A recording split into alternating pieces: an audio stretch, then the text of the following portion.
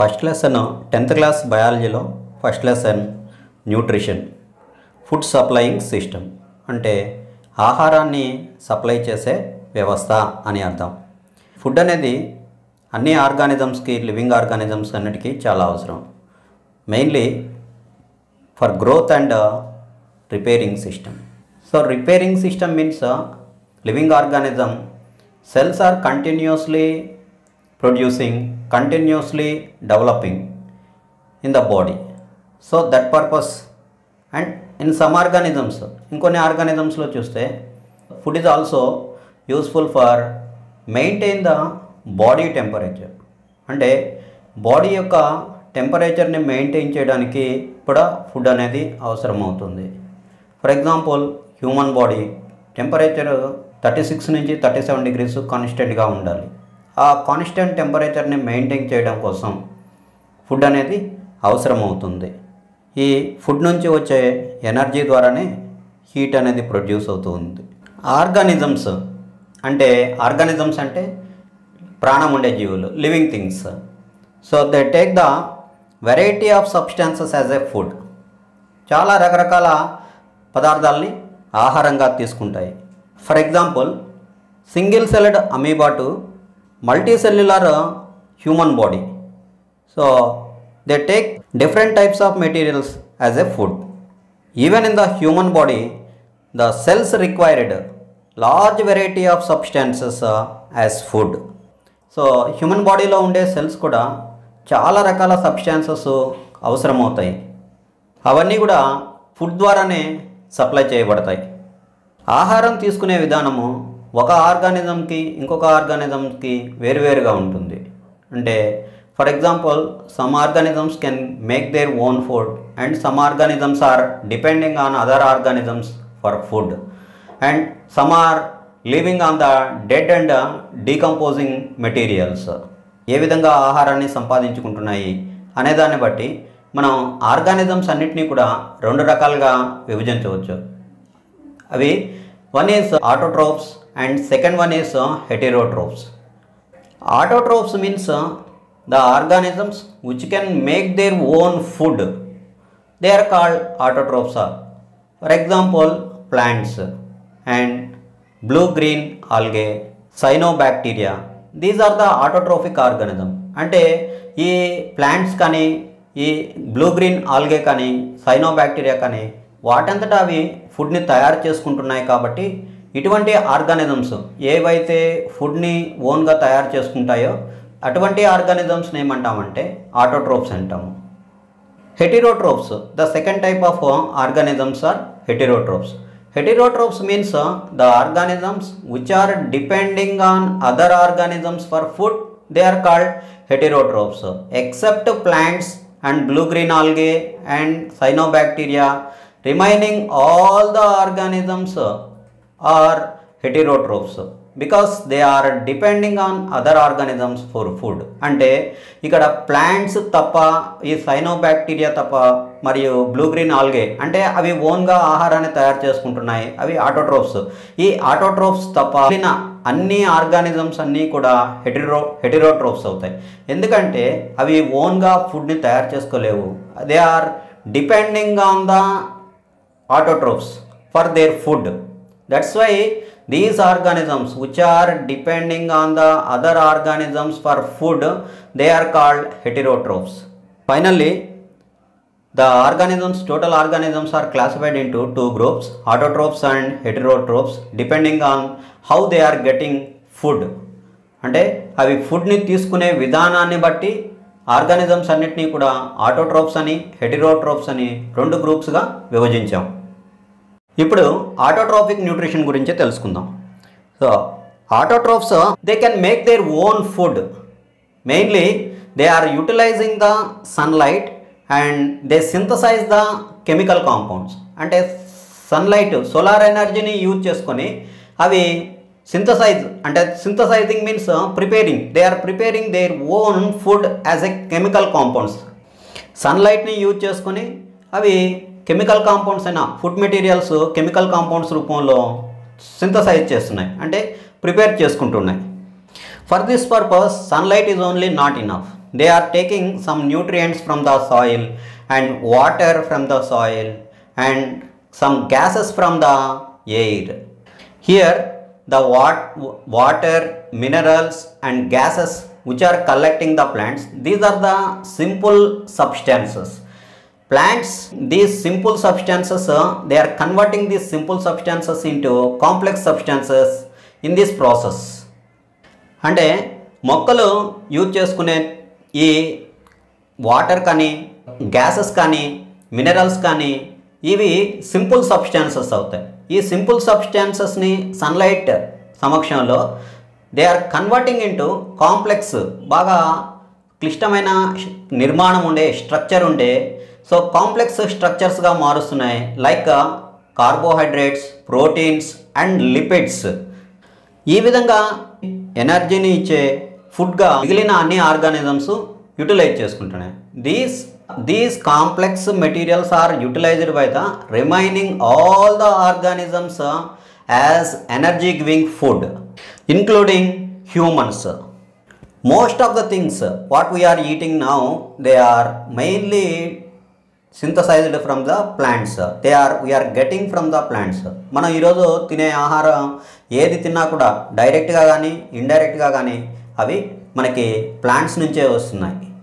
For example, if we are eating animals or animal food, animals also depending on the plants. So indirectly we are depending on the plants for our food purpose.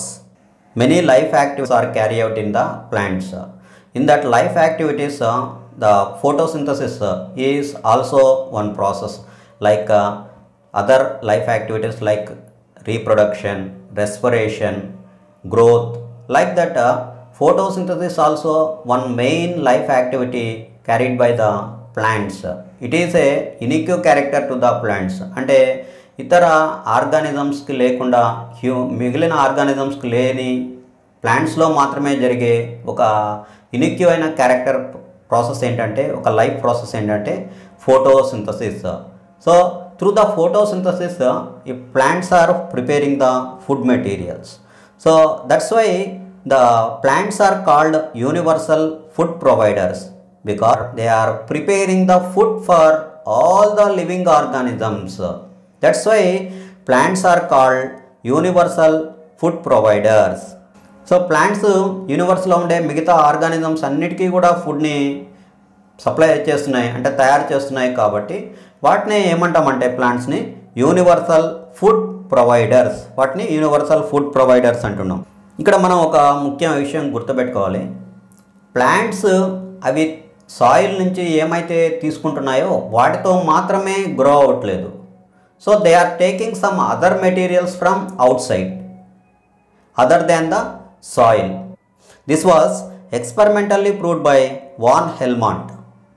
Next, photosynthesis.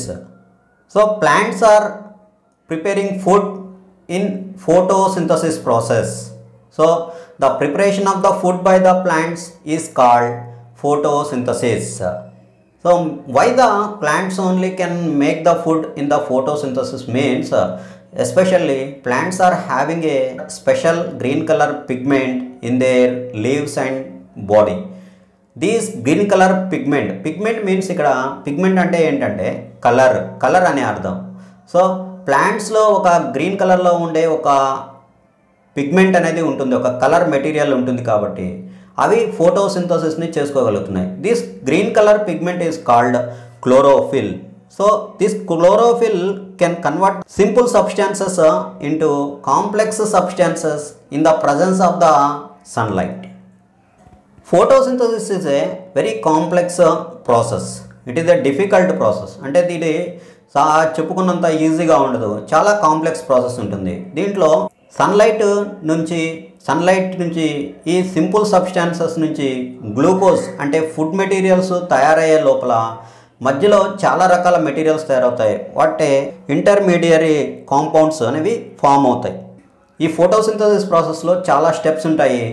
అంతేకాకుండా ఈ simple substances నుంచి అంటే water, ఎయిర్లో carbon dioxide, sunlight సమక్షంలో అవి డైరెక్ట్గా గ్లూకోజ్గా convert అయ్యే లోపల, అంటే ఫుడ్ మెటీరియల్స్గా కన్వర్ట్ అయ్యే లోపల మధ్యలో కొన్ని ఇంటర్మీడియరీ కాంపౌండ్స్ అనేవి ఫామ్ అవుతాయి. అంటే మధ్యస్థంగా మిడిల్లో ఇంకొన్ని మెటీరియల్స్ మధ్యస్థంగా ఫామ్ అవుతాయి. వాటి నుంచి కాంప్లెక్స్ మెటీరియల్స్ అనేవి తయారవుతాయి. 200 ఇయర్స్ నుంచి ఈ ఫోటోసింథసిస్ ప్రాసెస్ అనేది ఎలా జరుగుతుందో ఒక కెమికల్ ఫార్ములా రూపంలో తెలియజేయడం కోసం ప్రయత్నాలు జరుగుతున్నాయి. ఫైనల్గా ఇన్ 1931 సిబి వాన్ నైల్ అనే సైంటిస్టు దీనికి ఒక కెమికల్ ప్రాసెస్ అనేది, అంటే ఒక కెమికల్ ఫార్ములా రూపంలో ఫోటోసింథసిస్ అనేదాన్ని ఒక కెమికల్ ఫార్ములా రూపంలో తెలియజేయడం జరిగింది. So according to the C B van Niel, so in the production of one molecule of glucose in the photosynthesis and also producing one molecule of water and one molecule of oxygen also. అంటే ఇతని ప్రకారం, van Nile ప్రకారం ఫోటోసింథసిస్లో గ్లూకోజ్తో పాటు 1 molecule carbohydrates, అంటే glucose అనేది ఒక carbohydrate, 1 molecule కార్బోహైడ్రేట్తో పాటు 1 molecule water, అంటే ఒక అణువు 1 molecule వాటరు మరియు 1 molecule ఆక్సిజన్ కూడా ప్రొడ్యూస్ అవుతుంది. According to the van Niel, so the equation for the photosynthesis is CO2 plus 2H2O is gives rise to CH2O plus H2O plus O2 in the presence of the sunlight and chlorophyll. Here the formula of glucose is C6H12O6 and CH2O is the simplest ratio of the glucose. That means 6 carbon atoms are combining with 12 hydrogen atoms and 6 oxygen atoms. Here that is the simplest ratio. That means 1 carbon atom is combining with 2 hydrogens and 1 oxygen. That's why the formula is CH2O is also simplest ratio formula of glucose. That means 1 carbon atom, అంటే ఒక carbon atom 2 హైడ్రోజన్స్తోనూ ఆటమ్స్తోనూ ఒక oxygen ఆటంతోనూ combined అవుతుంది. ఈ C B van Niel first he observed the photosynthesis in a purple sulfur bacteria. The purple sulfur bacteria use H2S, that means hydrogen sulfide instead of water.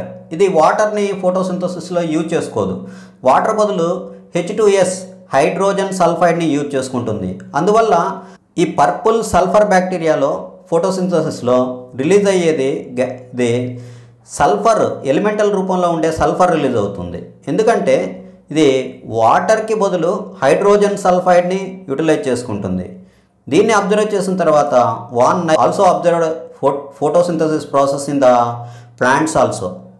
తర్వాత Robert Hill అనే scientist plants use చేసుకునే water నుండి oxygen అనేది release అవుతుంది. అంటే photosynthesis ప్రాసెస్లో oxygen release అవుతుంది.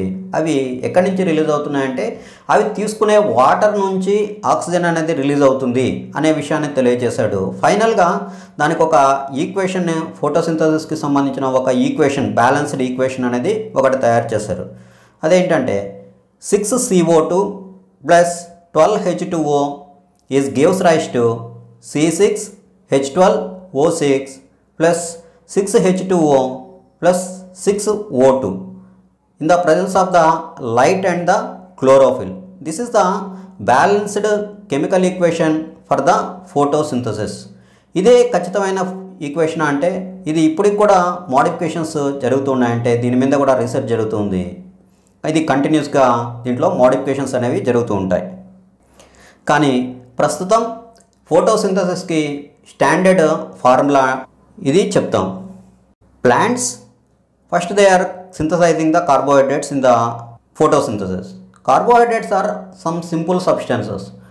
So అవి తర్వాత కాంప్లెక్స్ స్ట్రక్చర్స్గా అయిన స్టార్చ్ అని ఇలా మార్పు చెందుతాయి. So plants are also capable to synthesize the other compounds like proteins and fats also. Plants are producing their own food, but animals they are not capable to produce their own food because they don't have మొక్కల్లో chlorophyll అనే material ఉండడం వల్ల అవి ఓన్గా వాటి ఫుడ్ని తయారు చేసుకుంటున్నాయి. కానీ సో జంతువుల్లో క్లోరోఫిల్ అనే మెటీరియల్ లేనందువల్ల అవి ఓన్గా వాటి ఫుడ్ని తయారు చేసుకోలేకపోతున్నాయి. They are completely dependent on the plants. Directly or indirectly animals are depending on the plants for their food. From this topic we can understand photosynthesis is a life process in the plants because it is a very important life process. It is providing food for the all the organisms. That's why photosynthesis process is a very important process. In the photosynthesis process, carbon dioxide and water are using as a raw material. These raw materials, in the presence of the sunlight and the chlorophyll, they are finally converting into complex substances. So the raw materials are carbon dioxide and water. The products in the photosynthesis are glucose, water and oxygen. ఈ process జరగాలంటే, ఈ photosynthesis process జరగాలంటే sunlight అనేది, chlorophyll అనేది కూడా అవసరం అవుతాయి.